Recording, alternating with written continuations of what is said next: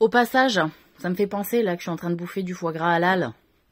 Et que ça fait bien chier, hein, certaines personnes, puisqu'il y en a qui s'amusent à ensorceler les peaux, ou je sais pas quoi, à les faire chier les gens, hein, qui bossent légalement, hein, qui font juste quelque chose en fonction de leur putain de religion. Alors il y a les gens, ils encensent les juifs. Les juifs, ils font comme nous, ils remettent rien en question, ils s'adaptent, nana.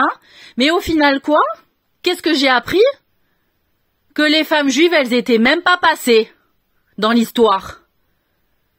Parce qu'il y avait aucune femme juive qui était digne de les représenter et qui avait réussi un passage vraiment. C'est ça ou pas? Les femmes croyantes, quoi? Les femmes juives? Les femmes croyantes juives. Les femmes juives. Parce qu'en réalité, la croyance des juifs et des musulmans, elle est quand même semblable. Et qu'il y avait des femmes juives qui étaient considérées n'ayant pas forcément les mêmes droits que celles qui étaient croyantes, en tout cas, qui voulaient pratiquer leur religion. Et ben, elles étaient reléguées, hein, pareil, au même statut que la femme musulmane. Voilà. La réalité en France, c'est qu'ils te disent les juifs, ils sont comme ci, ils sont comme ça. Mais en fait, les juifs, ils font tout cacher, les pauvres. Ils font encore tout cacher à l'époque où on est.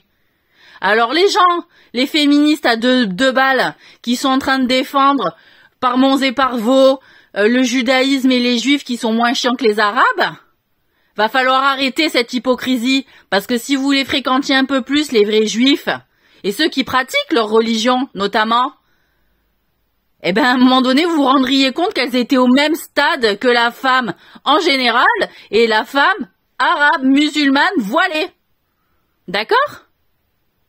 Et que parce que au niveau, peut-être, des mœurs de la société ambiante, elles étaient pas très très fans d'y aller, hein, au combat.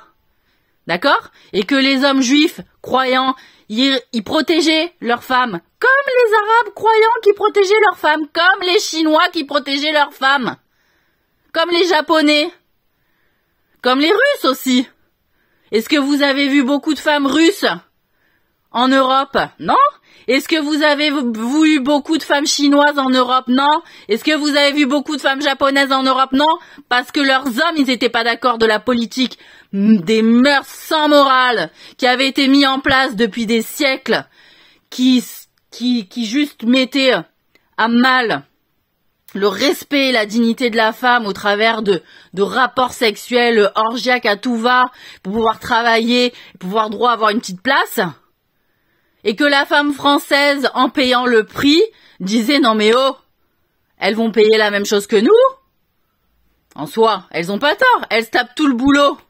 Mais à un moment donné, il y a des femmes, elles sont passées, je sais pas comment elles sont passées. Elles ont dit quoi, la femme brune, la femme machin? Merde. Voilà, moi je suis passée, j'ai dit la femme pour tout le monde. On va pas faire 50 fois le même boulot pour chaque groupe ethnique. Ou chaque pays, enfin. C'est honteux.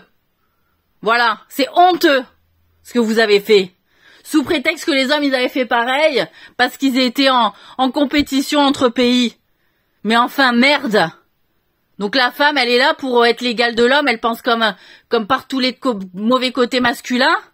Et puis enfin, le rôle d'un homme dans la société, il est peut-être pas exactement le même que la femme, va falloir se le dire. Parce que vous avez fait de la merde, vous avez pas été à la hauteur, mesdames, je vous le dis. Que ce soit clair. C'est pas en ça qu'on devient l'égal de l'homme. Hein? C'est en sachant aussi ce qu'est sa place. L'homme, pour devenir ce qu'il est devenu au cours des âges, hein, il a dû se rabaisser vis-à-vis de son grand-père, son père, il a su rester à sa place pour pouvoir monter. C'est pas d'un coup on lui a donné tout cuit dans le bec. Voilà. Moi aussi. On a inventé l'histoire que tout m'était tombé tout cuit dans le bec. Non. Voilà. Je suis passée par des épreuves moi aussi. Y a rien qui m'est tombé tout cuit dans le bec. Par contre, les épreuves que j'ai eues, j'ai jamais remis en question ni ma foi en Dieu, ni son existence, ni son amour pour lui. Je l'ai pris comme une leçon d'humilité et que c'était moi à apprendre la chose vers laquelle il voulait me guider. Ou apprendre la leçon qu'il voulait me faire comprendre au travers de l'épreuve dégueulasse que j'étais en train de vivre. Ou alors de prendre une arme, hein, pour pouvoir ensuite me défendre, d'en apprendre la leçon. Je sais pas, vous jouez à des jeux vidéo, vous en faites quoi en fait de vos jeux vidéo? Moi j'y joue jamais. Putain. Voilà, donc qu'on me parle plus de cet antisémitisme en France, alors que vous leur pissez dessus à longueur de temps sur les juifs, hein, sur les vrais juifs, les pratiquants, ceux qui aiment encore leur religion, que les autres ils sont en train d'aller au turbin pour essayer de défendre encore les valeurs pendant que les autres ils restent repliés derrière parce que c'est trop la merde, c'est trop sale votre boulot. C'est trop sale votre boulot. Voilà la réalité.